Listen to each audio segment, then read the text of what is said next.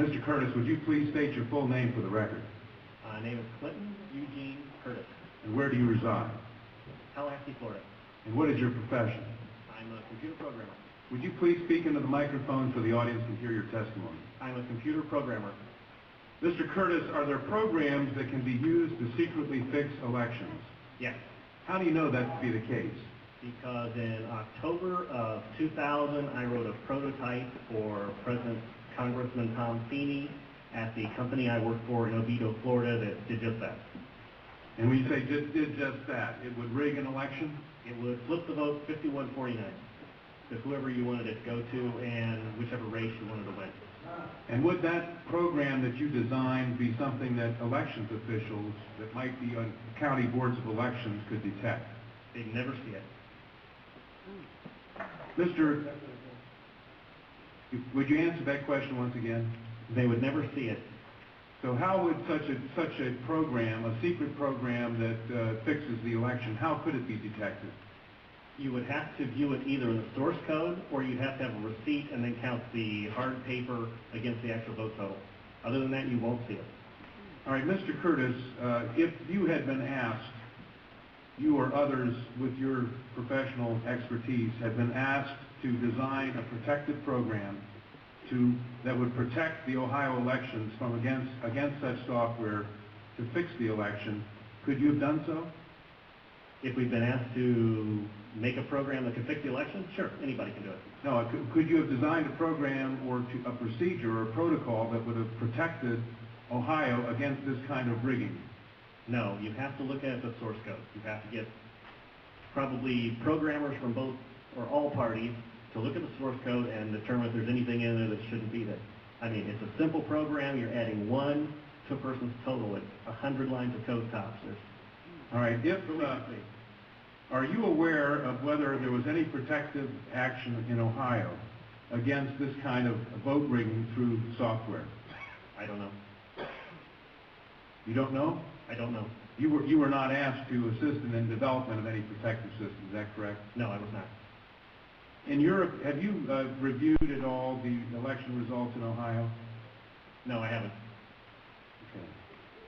Given the availability of such vote rigging software and the testimony that has been given under oath of substantial statistical anomalies and gross differences between exit polling data and the actual tabulated results, do you have an opinion whether or not the Ohio election, presidential election, was hacked? Yes, I would say it was. I mean, if you have exit polling data that is significantly off from the vote, then it's probably hacked. And your testimony is under oath? Yes, sir. And the testimony you've given is true? Yes, sir. Thank you.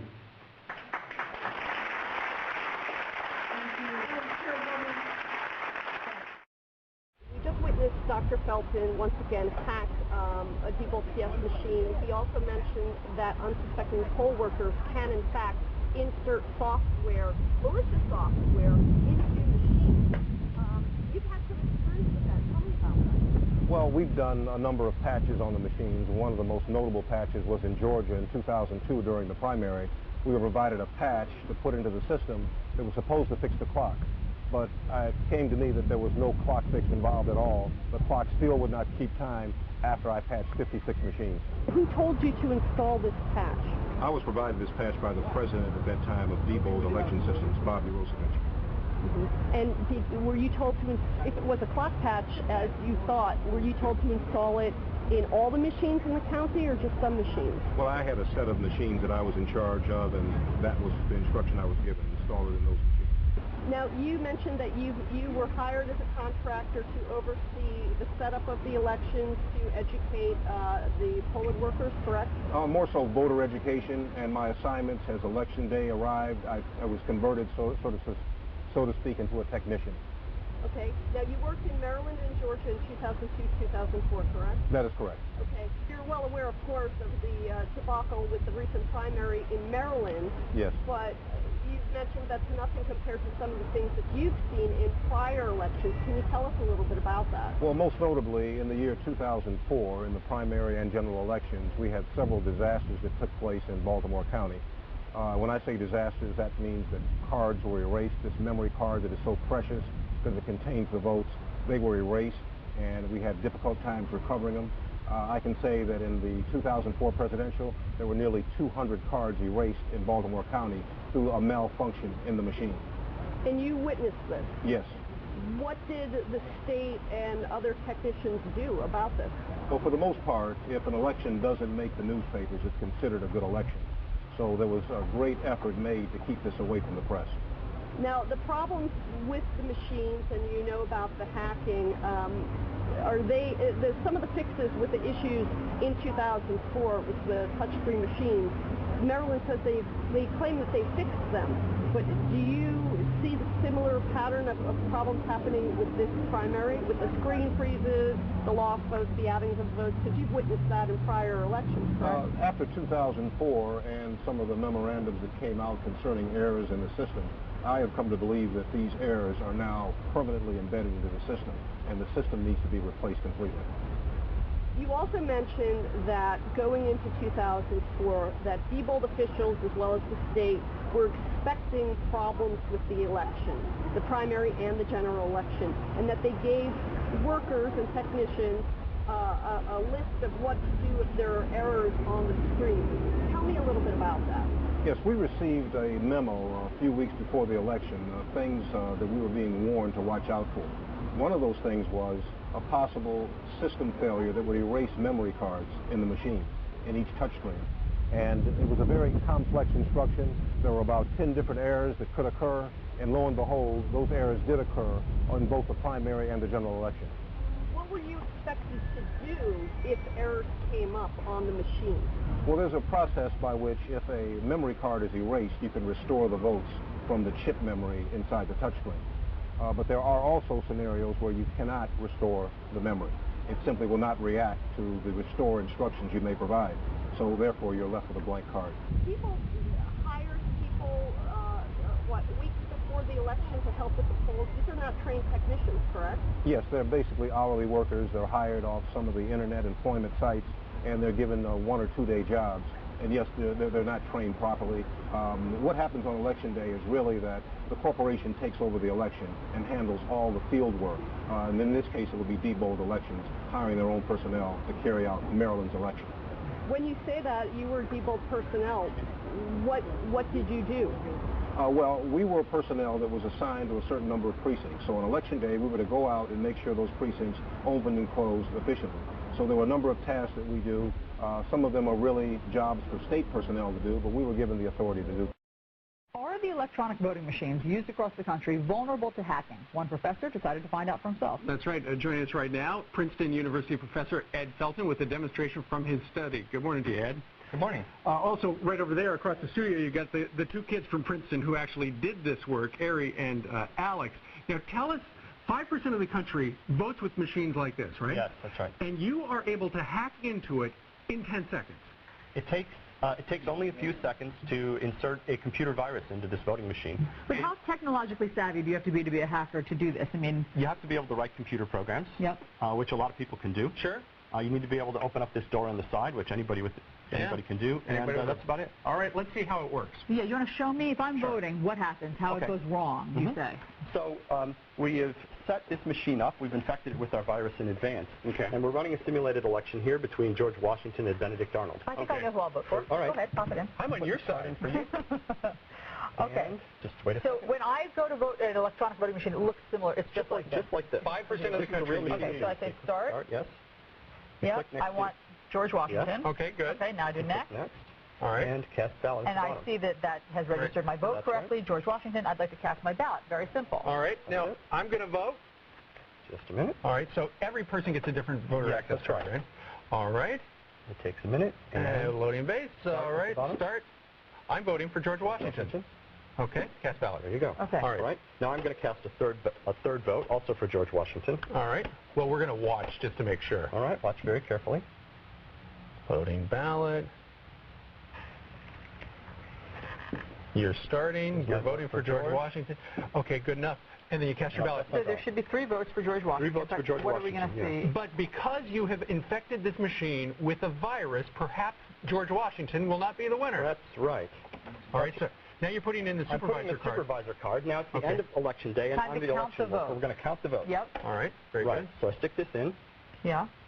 and it takes a minute. I need to put in the highly secret pin, 1111. Okay, there you go. I think you just asked it and I said that out loud. Okay. Okay, ballot station. Not secret anymore. I'm going to end the election, Okay. Yep. and that's okay with me. Yep. Okay. And now I'm going to print the results on this printer. Okay, over here. quickly, very quickly. Yes. And the results will come out. So here's what happened. Yeah. Inside the machine, it was keeping an electronic record of every vote. Right. 3 votes for George. But the computer virus went and switched the votes inside the computer's memory. All right. And when you see this result, what you see, look at the tape right here. Hold it right there, very Yep. carefully. 1 vote for George Washington and 2 for Benedict So you're Arnold. saying my that goodness. hackers would have had to have done this before people voted. They would have had to have infected it with a virus, Wow. and then it skews the Before result. election day? Oh, my goodness. Anytime before election day. Ed Felton, professor of computer science at Princeton, we thank you very much. By the way, when we come back, we're going to read the statement from Diebold. They say, the maker of this, they say, flawed information. You saw it working. Tonight, Maine's Republican Party announced Mitt Romney as the winner of their caucuses. That winner is Mitt Romney. What the headlines haven't told you is that what happened in Maine is the messiest caucus Republicans have had so far. Certain residents in 3 of Maine's counties are being treated right now as if they do not exist. The numbers that the state GOP in Maine are reporting are, according to caucus chairman, incorrect. Kennebec County did vote as they were supposed to last week, but their vote total, as you see here, shows up as a 0 in the Republican Party's official result. Washington County postponed their caucuses on Saturday because of a snowstorm they expected to hit the area. There's a lot more than what you said. The man who canceled it was a Mitt Romney supporter, and the snowstorm he predicted didn't happen. Then there's Waldo County. Even though nearly all Waldo County towns held caucuses on February 4th, here's how most of Waldo County's votes. Look in the official Republican Party's results list. 0 votes. Waldo County, where voters from 18 towns gathered for municipal caucuses. I talked with Matt McDonald, a pastor of a small community church in Belfast. He was nominated as the chairman of the Belfast caucus. The state instructed the chairman to not read any of the votes aloud, and instead to send them directly to Augusta. McDonald made a motion to have the votes read aloud at the caucus, and it passed unanimously. The vote was 8 for Ron Paul, 7 for Rick Santorum, 5 for Mitt Romney, and there were 2 undecided. No results have been posted from the Belfast caucus. The lady on the line said that she had received our tallies, our votes, but hadn't recorded them online yet, and she said Romney was 9, Rick Santorum was 5, Ron Paul was 2. Well, of course, those were not the right numbers, and I told her, and she said, well, those are the numbers we have. You see, dozens of towns on the GOP site are listed as if no one voted, including in Waterville, Maine, home to 15,000 people. We contacted the Maine Republican Party today to find out what the heck happened to all of Waldo County's votes. So far, we have not heard back. The margin of victory for Mitt Romney in Maine was 194 votes. That's called a hair. On every occasion, the votes that were lost were Ron Paul votes. In one case, the votes were actually transferred from paper out to electronics, and the lady doing the transfer was a Mitt Romney person. Remember what the establishment said about Reagan? He's radical and out of touch and dangerous. It's the same thing the establishment now says about Ron Paul. What's so dangerous about him? He wants a return to the Constitution. And though the Constitution is our founding document and embodies our first principles of limited government, sound money, and personal freedom, we've drifted so far from it that a return to those principles would indeed mean substantive change to the government. The only danger Ron Paul represents is to the establishment that fears its own loss of power. We've drifted so far, drowned so deep in debt, lost so many of our rights, fought so many fruitless wars, that if we don't rock the boat now, we may end up sinking.